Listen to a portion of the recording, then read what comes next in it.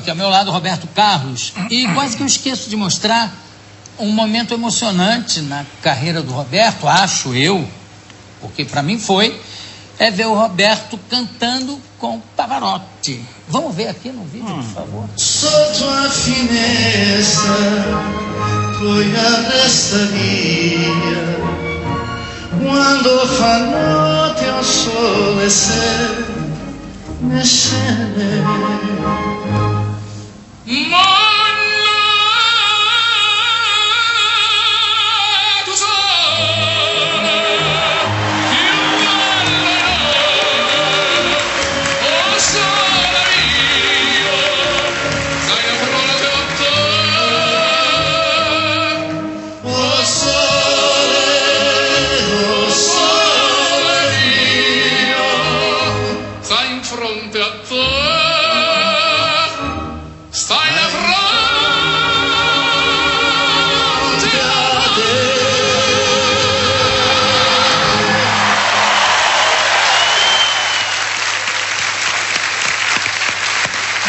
Roberto, eu não sei se o meu comentário vai parecer um pouco parcial, mas eu achei que de repente o Pavarotti quis aparecer quando ele falou.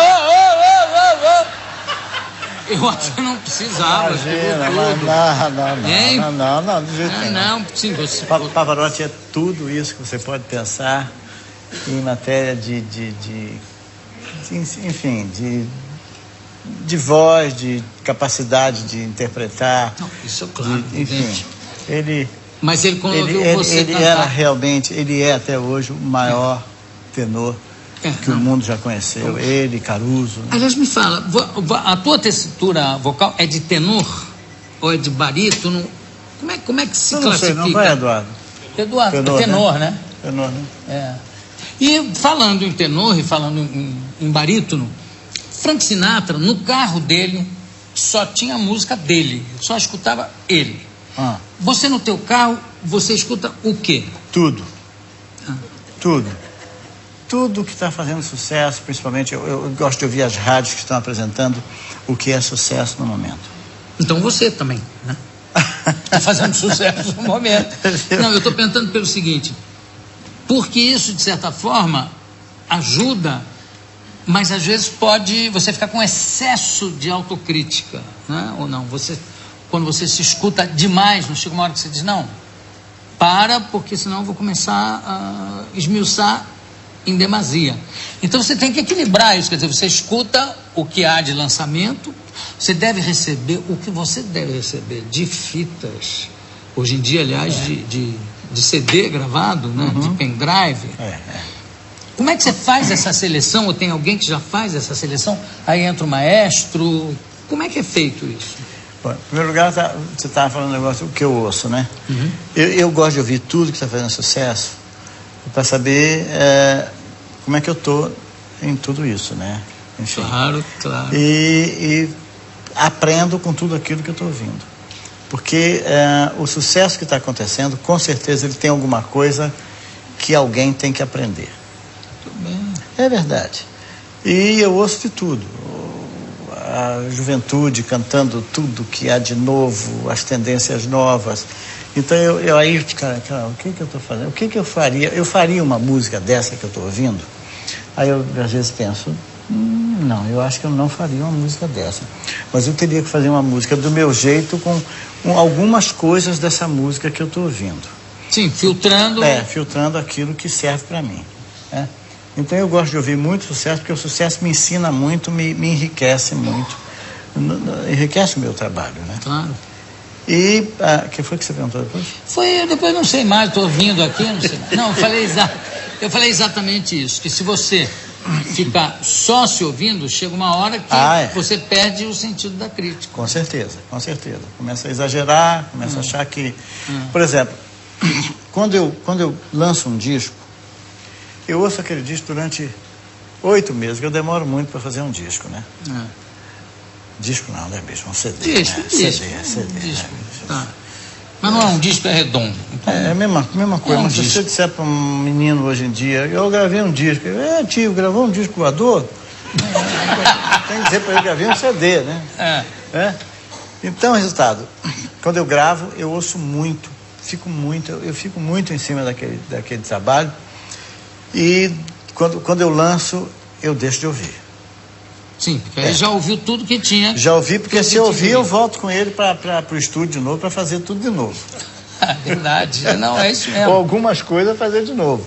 Né? Agora, Roberto, eu aprendi um negócio com o Sting, que o Sting disse uma coisa tem muito a ver com a forma que eu penso. Ele disse o seguinte, que ele nunca entrega um disco para a gravadora, pronto. Tem um momento que ele abandona aquele disco porque ele não aguenta mais, né? Então eu acho dessa mesma forma. Eu vou fazendo. Tem um momento que a gravadora diz, agora tem que ser. Aí eu abandono e entrego para ele, mas para mim nunca está pronto. É bom quando você escreve, também é a mesma coisa. Tem uma hora que você tem que se livrar do livro, porque senão você enlouquece ali e te pedem. Agora, você falou do Sting, a tua ligação com o Sting é musical e também é por causa da ligação que ele tem com os índios, porque você tem uma ligação muito forte, quer dizer, você morou numa rua que tinha nome de índio. Índios Krenax.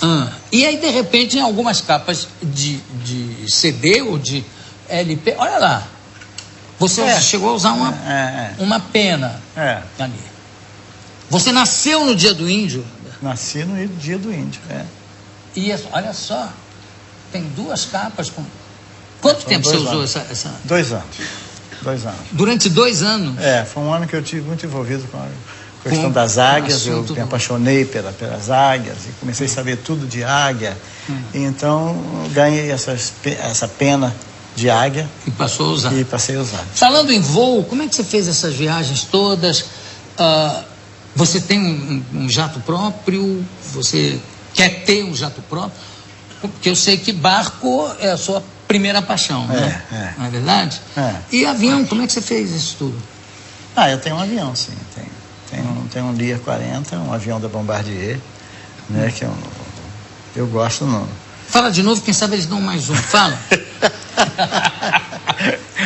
Não, mas eu comprei esse. Não, eu sei. Não me deram, não. Por isso mesmo, eles podem dar um segundo. Mas é um avião que eu gosto muito, que é um avião muito veloz. Que é o quê? Qual é? Um Lear 40. Lear 40-45, porque ele é um Lear 40 com autonomia do 45, né?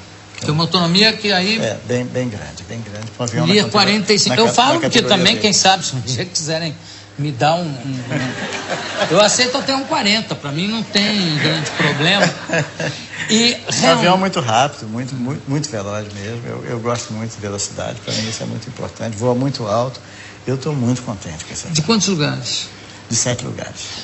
Você sabe que eu acho que a maior vantagem, além disso, é em relação a aeroporto. Você está em qualquer lugar hoje, onde você vai embarcar fora do Brasil, ou vai chegando, ou principalmente embarcando, aí é uma loucura, porque vira todo mundo, não tem como passar aquilo ou aquilo outro, não. Você tem que tirar a roupa. Outro dia, uma vez me deixaram em Londres praticamente nu. Aí queriam tirar o meu cinto, eu falei, eu não posso que caia a calça. Aí o cara falou, não faz mal, eu digo, faz porque eu não uso cueca. Aí deixaram eu passar, mas é uma coisa incrível. Eu já tive problemas também sérios em relação a... não agora com o avião não, mas eu já tive problemas sérios, né? De ter que tirar a roupa, essa coisa toda. Eu tirei a roupa em Londres. Né? De graça. Bom, mas foi em Londres, né? Pelo menos foi em Londres. Eu estava observando aqui, Roberto, você tem um trio de vocalistas ali, né? Tem 2 moças muito bonitas. E quem é o rapaz do meio? O moço. O Ismail. Meu irmão de muitos anos. Ele é de uma elegância. Sem dúvida. Eu vi ele, na hora que ele canta, ele fica ali. Todo mundo diz isso. É mesmo? Chama a atenção, né? Com certeza. Incrível. Voltando ao assunto da igreja em Los Angeles. O que aconteceu? Deixa eu até tomar um pouco. Eu também. Diga lá. Tchim-tchim. A paz, o amor, a fé, a Deus, a Jesus. É o seguinte, bicho, teve uma época que eu estava fazendo curso para Santa, né?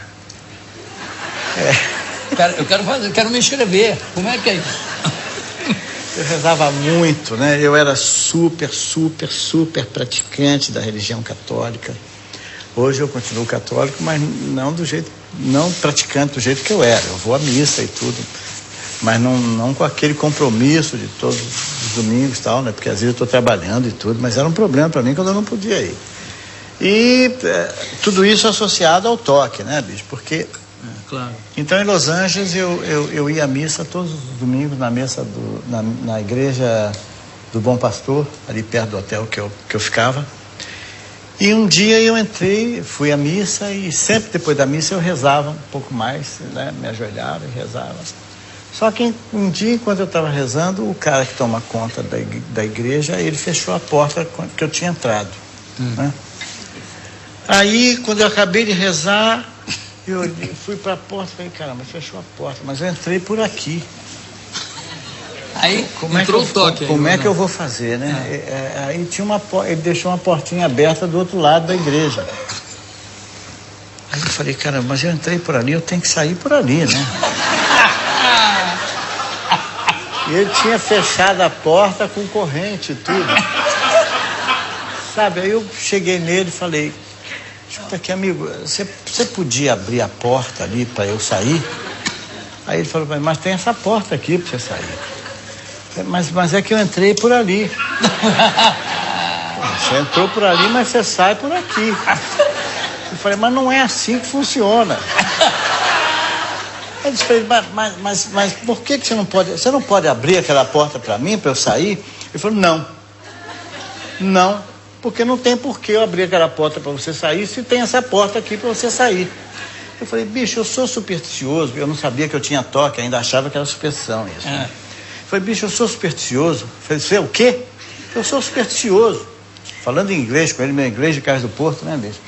Aí eu falei, e eu não posso sair pela porta, eu tenho que sair pela porta que eu entrei. Ele falou, mas não tem porquê, você tem essa porta aqui para sair. Eu não entendia, né, bicho?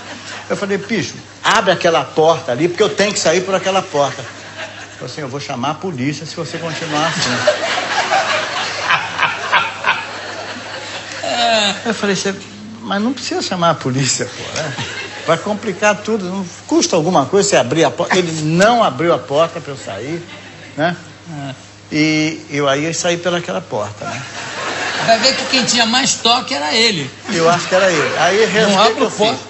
Na missa do domingo seguinte, eu fiquei mais uma semana lá, eu entrei por aquela porta que eu tinha que sair e saí pela porta que eu tinha que entrar.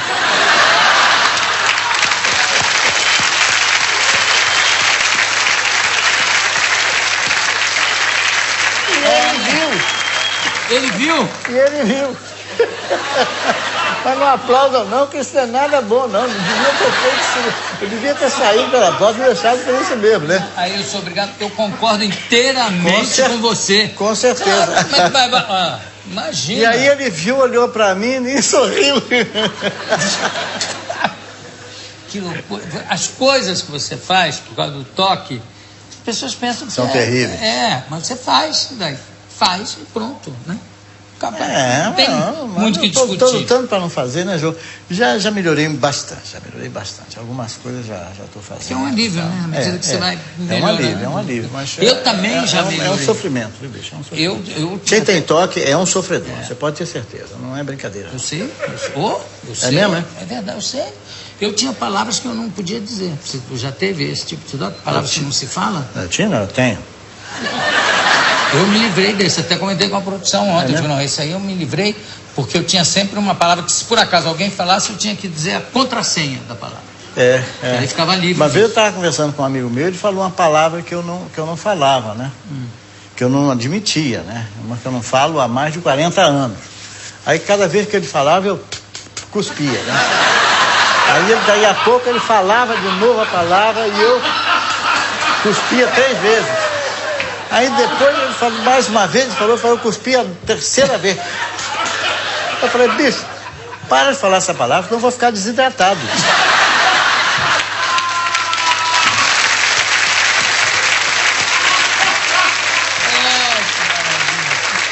Eu já tinha cuspido tudo.